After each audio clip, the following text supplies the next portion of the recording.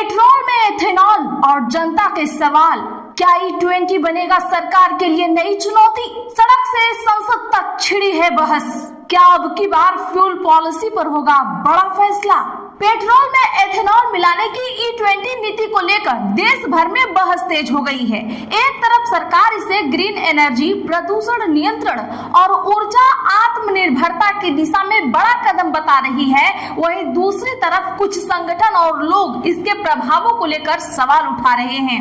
अब इसी मुद्दे को लेकर E20 जनता पार्टी नाम से एक नया संगठन चर्चा में आया है। वहीं E20 नीति के विरोध में तहसीन पूनावाला समेत कुछ लोगों ने भी अपनी आपत्तियां दर्ज कराई हैं। इस पूरे मामले में केंद्रीय मंत्री नितिन गडकरी की वैकल्पिक ईंधन नीति भी चर्चा के केंद्र में है।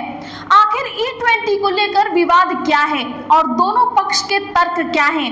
देखिए इस खास रिपोर्ट में। पेट्रोल में एथेनॉल मिलाने की E20 नीति को लेकर देश भर में बहस तेज हो गई है। E20 यानी पेट्रोल में 20% तक एथेनॉल मिश्रण की नीति का उद्देश्य पेट्रोलियम आयात पर निर्भरता कम करना और वैकल्पिक ईंधन को बढ़ावा देना है।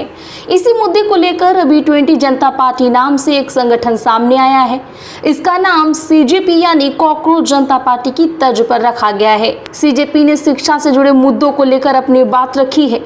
वहीं E20 जनता पार्टी ने एथेनॉल मिश्रण नीति और इससे जुड़े सवालों को अपना मुद्दा बनाया है। E20 जनता पार्टी की ओर से एथेनॉल मिश्रण नीति को लेकर सवाल उठाए जा रहे हैं। संगठन का कहना है कि आम वाहन चालकों की चिंताओं, वाहन की क्षमता और उपभोक्ताओं के हितों पर भी चर्चा होनी चाहिए। वहीं सरकार का पक्ष इससे अलग है। सरकार का कहना है कि E20 नीति देश को ऊर्जा के क्षेत्र में मजबूत बनाने की दिशा में कदम है। एथेनॉल ब्लेंडिंग से कच्चे तेल के आयात में कमी लाने, प्रदूषण घटाने और किसानों को अतिरिक्त बाजार उपलब्ध कराने की बात कही जाती है। एथेनॉल का उत्पादन गन्ना, मक्का और अन्य कृषि उत्पादों से किया जाता है। सरकार का तर्क है कि इससे कृषि क्षेत्र को भी काफी फायदा मिल सकता है और देश को वैकल्पिक ईंधन का एक मजबूत विकल्प मिल सकता है। हालांकि E20 को लेकर कुछ वाहन मालिक और संगठन अपनी चिंताएं भी जाहिर करते हैं। इनमें माइलेज, पुराने वाहनों की अनुकूलता और ईंधन के प्रभाव जैसे मुद्दे शामिल हैं। इसी बहस के बीच तहसीन पूनावाला भी E20 नीति को लेकर अपनी राय रख चुके हैं। उन्होंने उपभोक्ताओं की चिंताओं और ईंधन नीति से जुड़े सवाल उठाए हैं। उनके बयानों के बाद अब यह मुद्दा सोशल मीडिया और सार्वजनिक बहस में चर्चा में आ चुका है।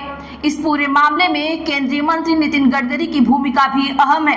नितिन गडकरी लंबे समय से जैव ईंधन, फ्लेक्स फ्यूल और वैकल्पिक ऊर्जा स्रोतों को बढ़ावा देने की बात करते रहे हैं। उनका कहना है कि भारत को ऊर्जा के क्षेत्र में आत्मनिर्भर बनाने के लिए पेट्रोल के विकल्पों पर आगे बढ़ना जरूरी है। वही राजनीतिक नजरिए से भी यह मुद्दा अहम बन गया है। बीजेपी की ओर से सरकार की इस नीति को विकास और आत्मनिर्भरता से जोड़कर पेश किया जाता रहा है। इस मामले में बीजेपी सांसद बांसुरी स्वराज जैसे कई नेताओं की प्रतिक्रिया पर भी सबकी नजरें बनी हुई हैं। फिलहाल E20 को लेकर बहस दो हिस्सों में दिखाई दे रही है। एक तरफ सरकार इसे भविष्य के ईंधन विकल्प के रूप में देख रही है, तो वहीं दूसरी तरफ विरोध करने वाले संगठन उपभोक्ताओं के सवालों को सामने रख रहे हैं। तो अब देखने वाली बात ये होगी कि E20 नीति को लेकर चल रही है बहस आगे किस दिशा में जाती है और क्या सरकार व आलोचकों के बीच कोई नया संवाद सामने आता है। जुड़े रहिए SP लाइव के साथ आगे की बड़ी खबरों के